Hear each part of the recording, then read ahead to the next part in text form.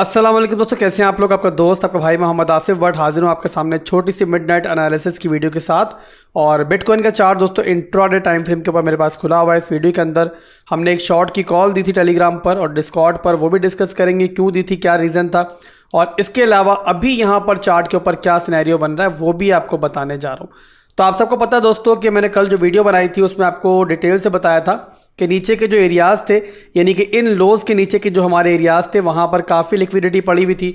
और मैंने कहा था कि पूरी एक्सपेक्टेशन है मुझे कि यहाँ तक बिटकॉइन कम से कम आएगा और इन लोज को स्वीप करने के बाद, यानी कि उसके नीचे की लिक्विडिटी लेने के बाद दोबारा एरिया रिक्लेम करेगा तो आप यहाँ पर एक लॉन्ग की कॉल ले लेना।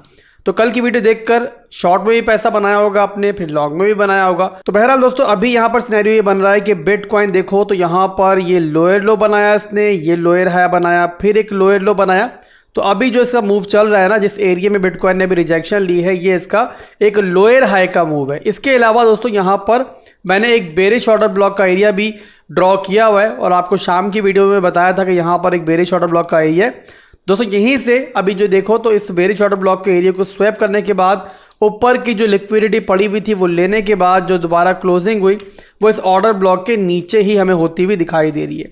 इसी बेस पर मैंने आपको शॉर्ट की कॉल दी थी जो कि अभी भी चल रही है और इसमें मैंने आपको जो इनवैलिडेशन पॉइंट दिया है कि जहां पर जाके हमारे एनालिसिस इनवैलिडेट हो जाएंगे वो है दोस्तों जो अभी हमारी विक लगी हुई है ना, इसके ऊपर का एरिया, यानी कि 26,650 का एरिया, 660 का एरिया आप लेके चल सकते हो।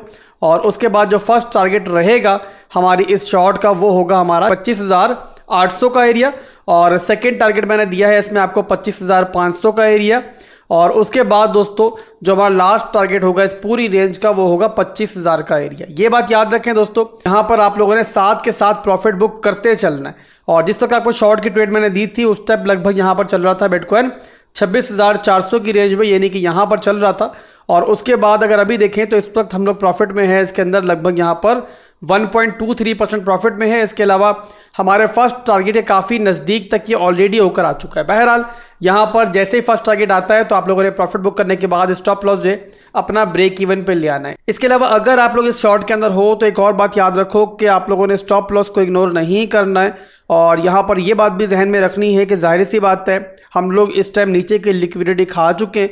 तो अगर हमारा ये वाला एरिया जो कि बेरिश ऑर्डर ब्लॉक का एरिया है, हालांकि चांसेस कम है बट फिर भी अगर ब्रेक होता है ना तो हमारा 4 घंटे के टाइम फ्रेम के अंदर जो है ना हमारा ये स्ट्रक्चर जो है वो बदल जाएगा। इसी रीजन की वजह से मैंने आपको स्टॉप लॉस भी ज़्यादा बड़ा नहीं दिया था। जहां हमने शॉर्ट स्टार्ट की थी उसके ऊपर 1% का भी स्टॉप लॉस नहीं है। इसलिए अगर हमारा सेटअप इनवैलिडेट भी हो जाता है तब भी परवाह नहीं है, छोटा सा हमने रिस्क लिया हुआ है। और अगर इनवैलिडेट हो जाएगा तो फिर ऊपर के एरिया में हम लोग हायर लो के मूव के अंदर एंट्री ले लेंगे और फिर ऊपर के एरियाज को टारगेट कर लेंगे। तो मेरे भाइयों लेवल टू लेवल ट्रेडिंग करो, प्रॉपर रिस्क मैनेजमेंट करो।